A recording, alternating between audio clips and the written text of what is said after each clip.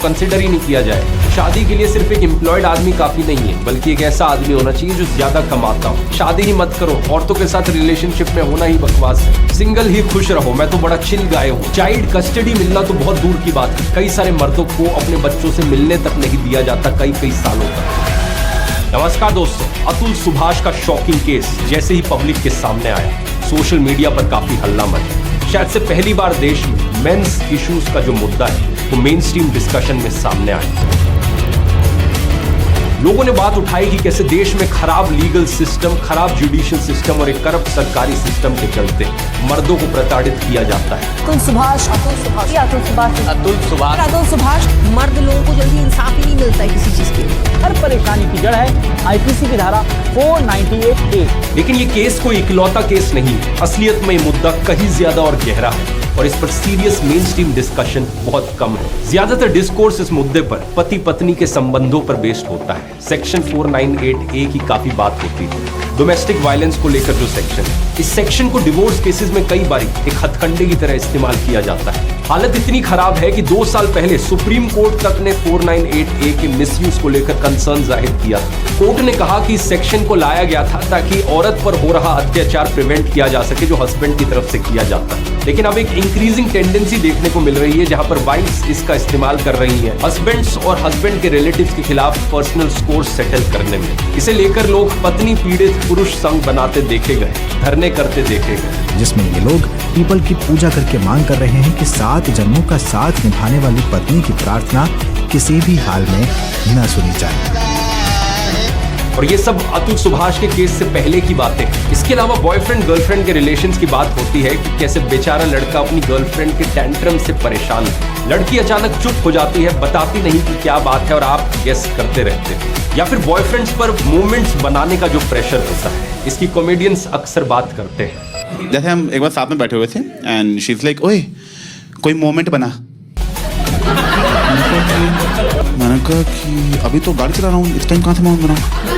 क्या यही तेरी प्रॉब्लम है कि तू गाड़ी चलाते टाइम कुछ बोल ही नहीं रहा? अब क्योंकि तू कुछ बोल नहीं रहा, ये ड्राइव मुझे बाद में याद ही नहीं रहेगी, तो मैंने खंबे में गाड़ी ठोक दी। मैन वुमेन रिलेशंस के अलावा कुछ एक वीडियो में ये डिलेमा भी एक्सप्रेस किया जाता है कि कैसे आदमी सॉफ्ट हो तो कोई धिक्कारता है कि ये मर्द नहीं है, और अगर कठोर हो तो उसे पत्थर दिल कहा जाता है। अनिल कपूर का एक ये वीडियो टोटल धमाल फिल्म से काफी वायरल हुआ था इंस्टाग्राम पर। 2 मिलियन से ज्यादा लाइक्स हैं इस वीडियो। मर्द होते ही ऐसे। अपनी मम्मी के सामने वाइफ से प्यार से बात करो तो चोरू पगला, वाइफ के सामने मम्मी से प्यार से बात करो तो माँ के पल्लू से बंधा हुआ।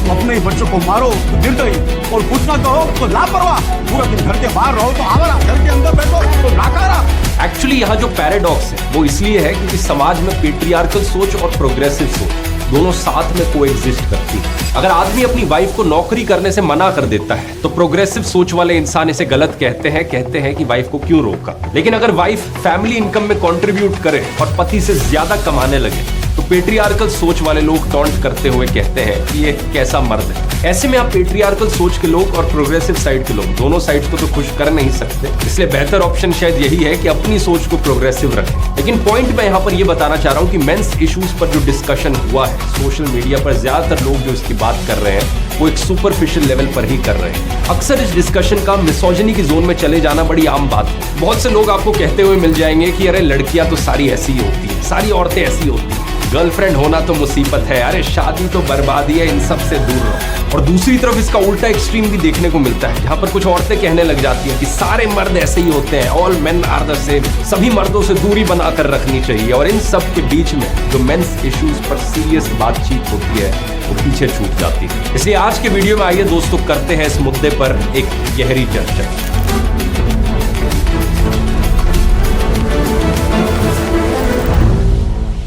वीडियो शुरू करने से पहले 2 छोटी सी चीजें कहना चाहूंगा। पहला तो मेरी आवाज के लिए माफी, हो सकता है आपको मेरी आवाज थोड़ी अजीब सी लग रही हो क्योंकि मेरा गला खराब है और थोड़ा सा बीमार हूं।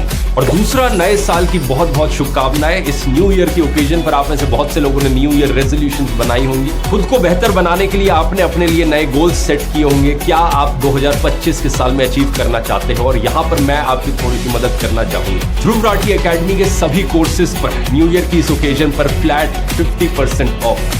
एग्जैक्टली आप अपने गोल्स को कैसे अचीव कर सकते हो, अपनी हैप्पीनेस को मैक्सिमाइज करते हुए अपनी प्रोडक्टिविटी कैसे बढ़ा सकते हो, ये आप सीखोगे मास्टर टाइम मैनेजमेंट कोर्स में। यहाँ आपको detailed step by step plan मिलेगा अपनी लाइफ को ट्रांसफॉर्म करने के लिए। इसके अलावा अगर आप 2025 के साल में कंटेंट क्रिएशन को seriously as a career consider करना चाहते हो, इसे अपनी पार्ट टाइम जॉब या फुल टाइम करियर बनाना चाहते हो, 7.5 घंटे का हाईली डिटेल्ड कोर्स यूट्यूबर बनने के ऊपर, और अगर आप बदलती दुनिया के लेटेस्ट आर्टिफिशियल इंटेलिजेंस सॉफ्टवेयर से अप टू डेट रहना चाहते हो, अपने आप को अपस्किल्ड रखना चाहते हो, तो उसके लिए है ये 8.5 घंटे का मास्टर चैट जीपीटी कोर्स। सभी कोर्सेज हिंदी लैंग्वेज में इंग्लिश सबटाइटल्स के साथ, और बहुत ही जबरदस्त फीडबैक रहा है उन लोगों का जिन्होंने अभी तक इन कोर्सेज को लिया है। इसलिए आप भी जरूर ट्राई आउट करके देखिए, कूपन कोड इस्तेमाल करें NY50 फ्लैट 50% ऑफ पाने के लिए इनमें से किसी भी कोर्स पर। इनका लिंक नीचे डिस्क्रिप्शन में मिल जाएगा, या फिर आप इस QR कोड को भी स्कैन कर सकते हैं वेबसाइट के होम पेज पर जाने के लिए। चलिए अब वीडियो के मुद्दे पर आते हैं। कुछ महीने पहले, अगर आपको याद हो दोस्तों, मैंने वीडियो बनाया था फेमिनिज्म के ऊपर, जिसमें मैंने बात करी थी कि फेमिनिज्म का मतलब होता है औरतों को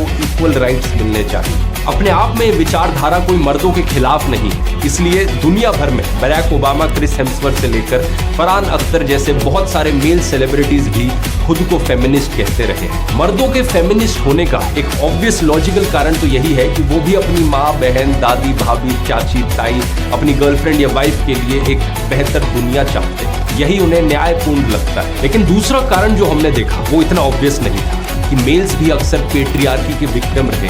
मैंने बात करी थी कमला भसीन की टेडेक्स टॉक पेट्रियार्की डिह्यूमनाइजेस मेन के बारे में, कि कैसे पेट्रियार्की की वजह से मर्दों का इमोशनल कैस्ट्रेशन हो गया है और यूनिडायमेंशनल बना दिया पेट्रियार्की ने आपको। पैसा कमाने के अलावा बाय गॉड आपको कुछ नहीं आता, ना सिलाई, ना कढ़ाई, ना बुनाई, ना पापड़ बनाना, ना खाना बनाना, ना बच्चे पालना। एक चीज आती है, पैसा कमाने की मशीन बन जाना।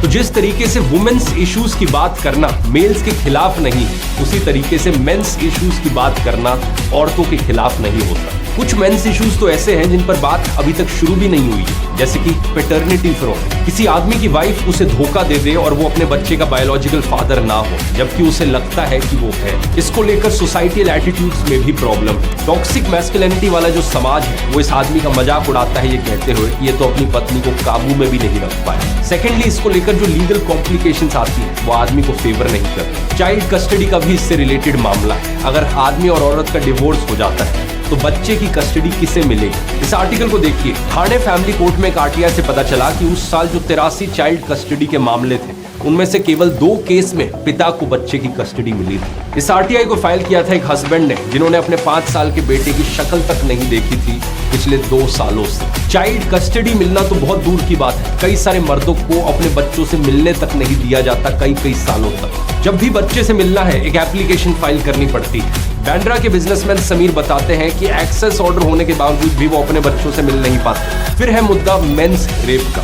जो औरतें रेप विक्टिम्स होती हैं, उनके खिलाफ समाज में बहुत सारा स्टिग्मा होता है। उनकी इज्जत चली गई, लोग कहते हैं उनकी पवित्रता चली गई। लेकिन अगर किसी आदमी का एक दूसरे आदमी द्वारा रेप किया जाता है तो इसमें एक अलग तरह का स्टिग्मा देखने को मिलता है। कहा जाता है कि इसकी मर्दानगी चली गई। वॉर में मेंस रेप एक डार्क सीक्रेट जैसा है, बस कहीं कहीं से ऐसी कुछ बातें सुनने को मिलती है। जेल में आदमियों के साथ फेलो क्रिमिनल्स द्वारा रेप होता है, किसी को पता नहीं चलेगा, खाली एक दो।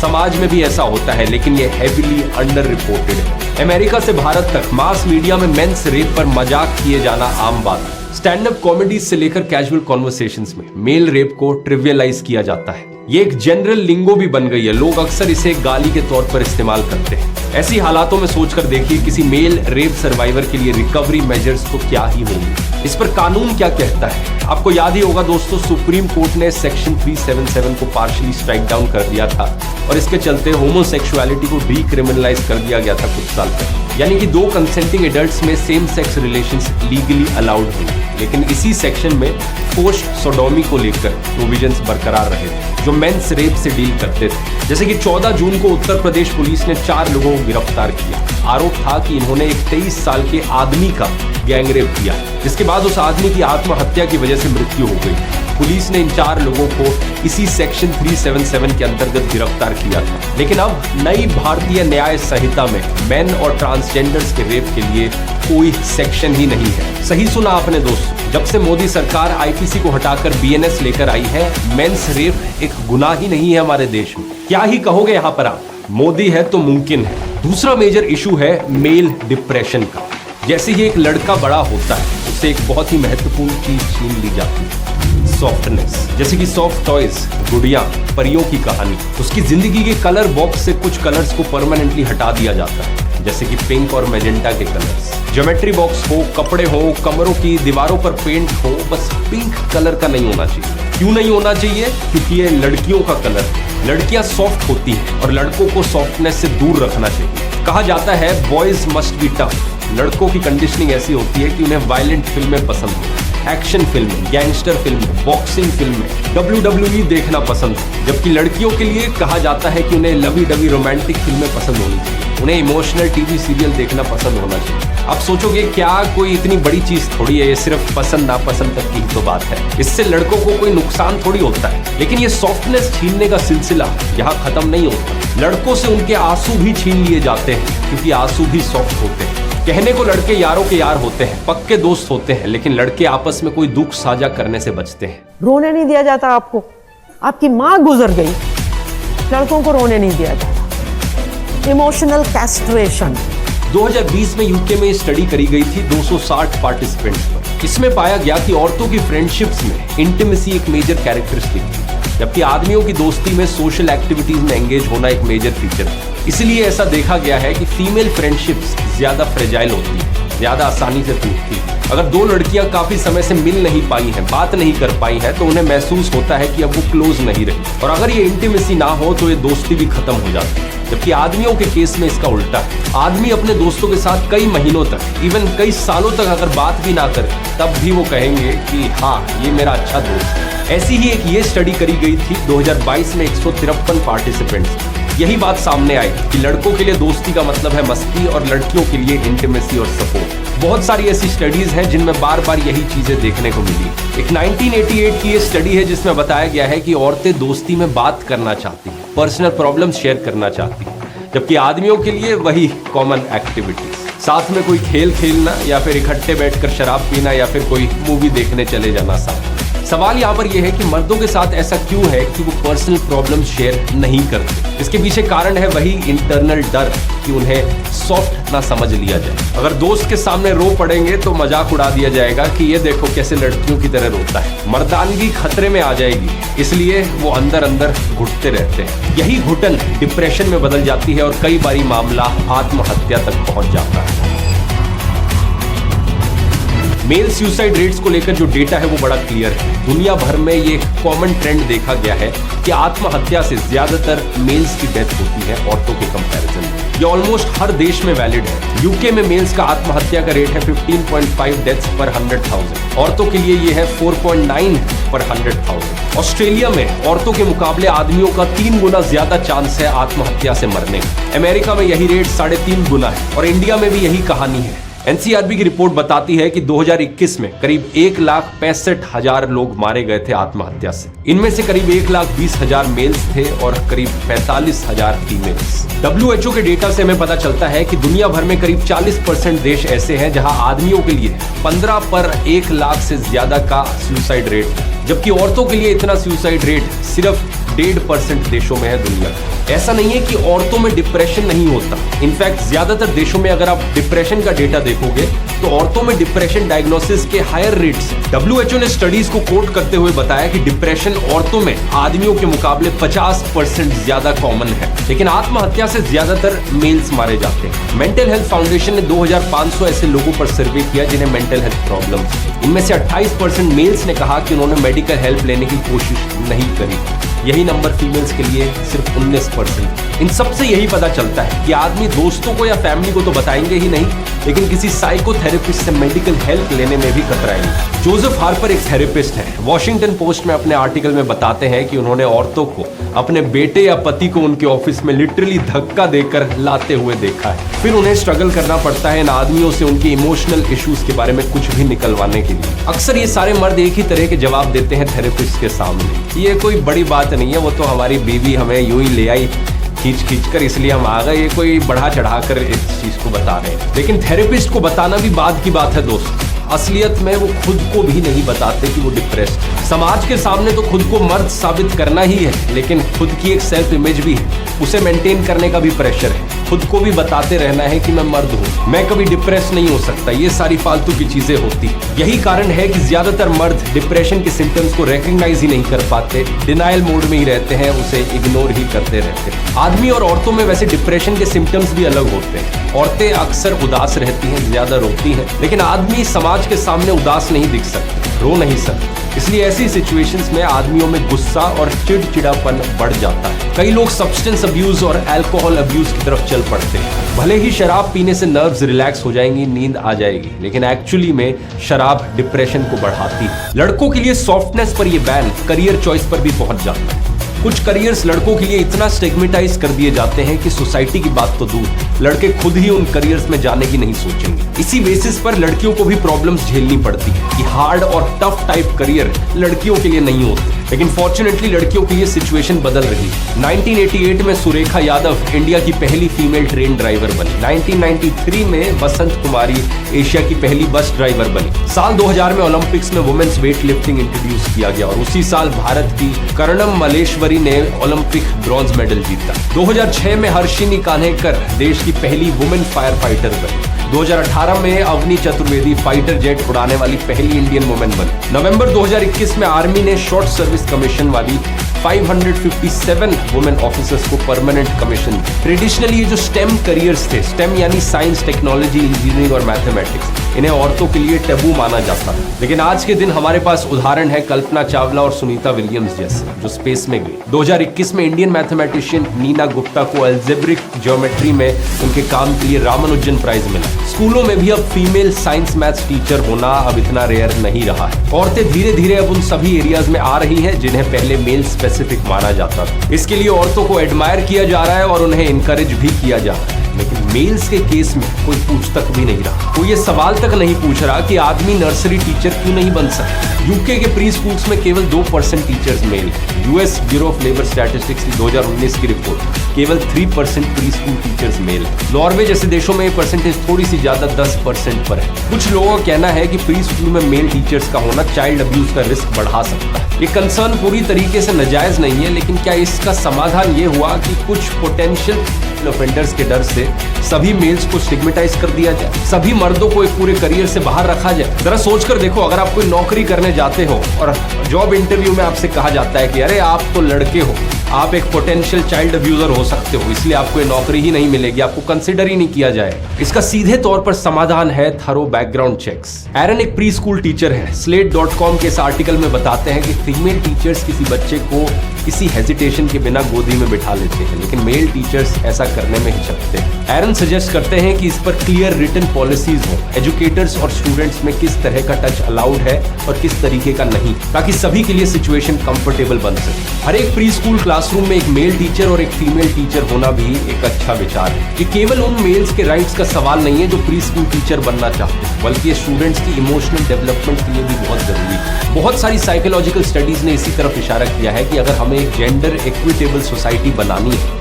तो मेल्स को केयरिंग रोल्स में एंटर करना और एक्सेप्ट किए जाना बहुत जरूरी है। प्री स्कूल मेल टीचर्स बच्चों के लिए एक मैस्कुलिन रोल मॉडल्स का काम कर सकते हैं, दिखा सकते हैं कि मर्दों में भी धैर्य और सहानुभूति जैसे वर्च्यूज होने चाहिए। इसके अलावा कुछ रिसर्चर्स का एक अलग आर्ग्यूमेंट है कि क्लासरूम में दोनों मेल और फीमेल टीचर्स उसी टीचर वाले रोल में है तो बच्चे उन्हें इंटरचेंजेबली बिहेव करते हुए देखेंगे और इससे उनके दिमाग पर एक अच्छा इंप्रेशन पड़ेगा। यही मुद्दा जो है स्कूल से हटकर परिवार में भी देखने को मिलता है। कई बच्चे ऐसे होते हैं हैं जिनके माता पिता का डिवोर्स हो रखा है और वो अपने पिता से दूर रहते हैं। कई बच्चों के फादर्स अर्निंग मेंबर वाले ट्रेडिशनल रोल में बहुत बिजी रहते हैं, बच्चों के लिए समय नहीं मिल पाता। और फिर कुछ पिता ऐसे होते हैं जिन्हें लगता है कि उनका रोल तभी शुरू होता है जब बच्चों को डांटने की जरूरत पड़ी।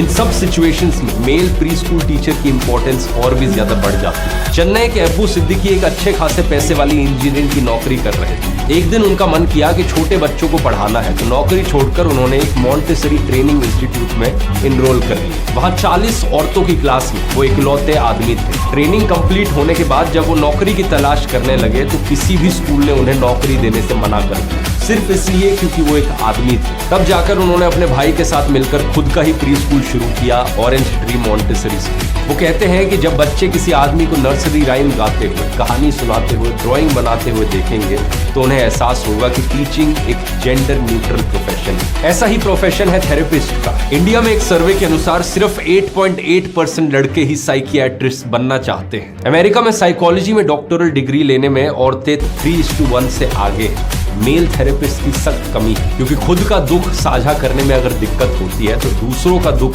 कैसे सुनेंगे, कैसे मिटाएंगे। वही धैर्य और वही सहानुभूति यहाँ भी चाहिए। यही कहानी नर्सिंग के करियर की भी है। नर्स शब्द का जब मैं इस्तेमाल करता हूँ, आपके दिमाग में एक फीमेल की इमेज आती हो। मेल्स को अलग से मेल नर्स कहकर बुलाना पड़ता है। 2021 में अमेरिका में सिर्फ 13.3% रजिस्टर्ड नर्स मेल्स थे। 2019 में यूके में सिर्फ 11% नर्सिंग स्टाफ मेल थे। जापान में सिर्फ 4.9%, चाइना में सिर्फ 1% और इंडिया में सिर्फ 20% नर्स मेल। बाकी देशों से बेहतर है, लेकिन यहाँ भी इतना बड़ा जेंडर गैप है। करियर के सॉफ्टनेस वाली जो इमेज है, ये मेल्स के लिए अकेला ऑब्स्टिकल नहीं है। एक और ऑब्स्टिकल है कि आदमी को ज्यादा कमाना चाहिए। बेरोजगार होना तो एक आदमी के लिए पाप जैसा है। कोई लड़की डेट नहीं करेगी, कोई शादी का रिश्ता नहीं आएगा। 2012 में इट्स जस्ट लंच नाम की एक डेटिंग सर्विस ने एक स्टडी की, जिसमें पाया कि 66% मेल्स ने कहा कि वो एक बेरोजगार औरत को डेट कर सकते हैं। लेकिन यही चीज जब औरतों से पूछी गई तो सिर्फ 25% औरतें एक बेरोजगार आदमी को डेट करने के लिए ओपन थी। जब डेटिंग के लिए ही कोई राजी नहीं है तो शादी तो बहुत दूर की बात है। सोशियोलॉजिस्ट अलका बासु और स्नेहा कुमार ने NFHS डेटा को एग्जामिन किया और अनएम्प्लॉयमेंट और डिलेड मैरिज में एक क्लियर कट कनेक्शन देखने को मिला। शादी के लिए सिर्फ एक एम्प्लॉयड आदमी काफी नहीं है, बल्कि एक ऐसा आदमी होना चाहिए जो ज्यादा कमाता हो। Journal of marriage and family में कुछ साल पहले एक स्टडी पब्लिश हुई थी, जिसमें पता चला कि भले ही औरतें पढ़ी लिखी हो गई हो, कमाने लग गई हो, जेंडर बैरियर्स टूट रहे हो, लेकिन ज्यादातर औरतों को एक ऐसा हस्बैंड चाहिए जो उनसे ज्यादा कमाता हो। ये एक बहुत ही परसिस्टेंट डिमांड है। और बात केवल औरतों की डिमांड की नहीं है, बहुत से मेल्स खुद ही इस चीज से कंफर्टेबल महसूस नहीं करते। यूनिवर्सिटी ऑफ बाथ की एक स्टडी में 6000 मैरिड कपल से बात की गई। पता चला कि मेल्स को स्ट्रेस होने लगता है अगर उनकी वाइफ उनसे ज्यादा कमाने लगे। इसीलिए फीमेल्स का प्री स्कूल टीचर और नर्सिंग के करियर में होना सही है, क्योंकि उनकी भी थोड़ी एस्पिरेशन है कि वो वर्किंग। लेकिन मेल्स का इतने लो पेइंग करियर्स में होना समाज को रास नहीं आता। फीमेल नर्स के लिए अनक्वेश्चनेबल रिस्पेक्ट है लोगों की, लेकिन मेल नर्स को देखकर लोग कहते हैं कि डॉक्टर नहीं बन पाया क्या। मेल प्री स्कूल टीचर को देखकर लोग कहते हैं कि ये केजी के बच्चों को क्या पढ़ा रहा है, सेकेंडरी स्कूल टीचर नहीं बन पाया। जबकि ये नजरिया बहुत गलत है। सेकेंडरी स्कूल टीचर हो या केजी टीचर, डॉक्टर हो या नर्स हो, स्किल सेट्स अलग अलग हैं, चैलेंजेस अलग अलग हैं। सभी प्रोफेशंस का अपना मजा है। अब जरा सोच कर देखिए दोस्त, जब लो पेइंग करियर चुनना ही आदमी के लिए इतना मुश्किल है, तो फिर आदमी का होम मेकर बनना, घर पर काम करना कितना मुश्किल है। अपनी माँ जैसा बनना चाहता हूँ। कौन थी तेरी मॉम? पागल हो गए हो तुम? मर्द हो तुम? अगर भूल गए हो तो अंदर जाकर चड्डी उतार के एक बार चेक कर लो। आपने बहुत सारी औरतों को देखा होगा जो हाउसवाइफ्स के तौर पर काम करती हैं, लेकिन आज तक आपने किसी हाउस हस्बैंड को देखा है? औरतें बच्चों को रेस करने के लिए करियर में ब्रेक ले लेती है, उनकी तारीफ होती है और होनी भी चाहिए। लेकिन अगर एक आदमी ऐसा करना चाहे, फुल टाइम डैड बनना चाहे, तो क्या उसके पास ये ऑप्शन है? चाहे आप समाज की बात कर लो, प्राइवेट जॉब की या किसी सरकारी नौकरी की, ये जो चाइल्ड केयर लीव है, ये सिर्फ औरतों के लिए होती है। सिर्फ कुछ गिनी चुनी डेवलप्ड कंट्रीज में ही आदमियों का चाइल्ड केयर लीव पर जाना एक्सेप्ट किया जाता है। वॉरेन फारेल एक अमेरिकन पॉलिटिकल साइंटिस्ट है जो मेंस इश्यूज और वुमेन्स इश्यूज पर 7 किताबें लिख चुके हैं। अपनी टेडेक्स टॉक में बताते हैं कि एक शख्स एक दिन उनके पास आए और उनको शुक्रिया कहा। वॉरेन के मेंस ग्रुप से उन्हें हिम्मत मिली थी। उन्होंने काम के प्रेशर में अपनी बीवी और बच्चों को इग्नोर किया था। डिवोर्स हो गया, दूसरी शादी हुई, उस शादी से बच्चा हुआ। अब वो चाहता था कि पहले की गलती दोबारा ना दोहराए और वो अब फुल टाइम डैड बनकर इस बच्चे के साथ रहा। मेंस ग्रुप के साथियों ने उनकी पत्नी से बात करी और वो मान गए। ये शख्स थे द बीटल्स बैंड के लेजेंडरी सिंगर जॉन लेनन। इन्होंने अपने कई साल अपने बच्चे के साथ गुजारे और उनकी दूसरी पत्नी योको ओनो ने उस समय उनका बिजनेस संभाला। बॉक्सिंग चैंपियन मैरी कॉम को तो आप जानते ही होंगे। इन्होंने अपने बच्चों को एक ओपन लेटर लिखा जिसमें उन्होंने कहा कि मेरे मन में तुम्हारे पिता के लिए बहुत ज्यादा रिस्पेक्ट, जो अपना समय मेरे और तुम्हारे लिए डेडिकेट करते हैं। तुम जल्द ही शब्द सुनोगे हाउस हस्बैंड, लेकिन याद रखना ये कोई गाली नहीं, अपमानजनक नहीं, वो मेरी ताकत है, मेरे पार्टनर है जो मेरे हर कदम में साथ होते हैं। ये कुछ गिने चुने अच्छे उदाहरण है दोस्त, वरना समाज में तो आजकल ये चीजें अभी भी बहुत अनकॉमन है और बहुत मुश्किल। ना तो किसी औरत पर प्रेशर होना चाहिए कि उन्हें अपना करियर सैक्रिफाइस करना पड़े और ना ही किसी आदमी पर हाउस हस्बैंड होने का स्टिग्मा होना चाहिए। प्रॉब्लम यहाँ पर यह भी है कि होम मेकर होना अपने आप में ही स्टिग्मेटाइज्ड है।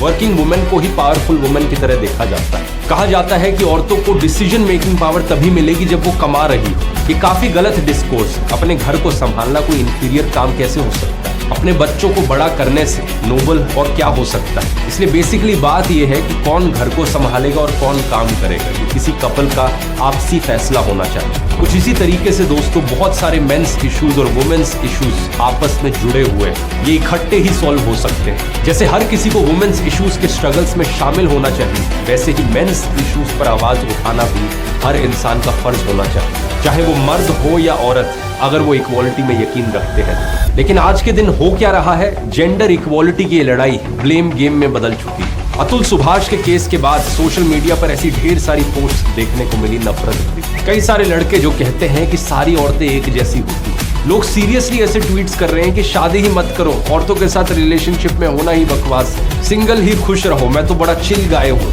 दूसरी तरफ जब क्राइम्स अगेंस्ट वुमेन की बात होती है तो कई सारी औरतें भी ऐसे ट्वीट्स करने लग जाती हैं कि all men are to blame, इस सभी मर्दों की गलती है, सारे ही मर्द एक जैसे होते हैं, सभी पर शक किया जाना चाहिए। इस प्रॉब्लम का समाधान एक दूसरे पर उंगली उठाना नहीं, देश की आधी पॉपुलेशन को अपने से दूर कर देना नहीं, बल्कि इसका सलूशन इसका उल्टा ही है, साथ में मिलकर काम करना, अच्छे इंसानों को पहचानना और ट्रस्ट और प्यार को बढ़ावा देना। शादी करते वक्त अगर आप दूसरे की कास्ट देखकर, रिलीजन देखकर, पैसा देखकर शादी कर रहे हो तो हैरान मत होना जब आगे जाकर इन्हीं वैल्यूज को प्रायोरिटाइज किया जाएगा।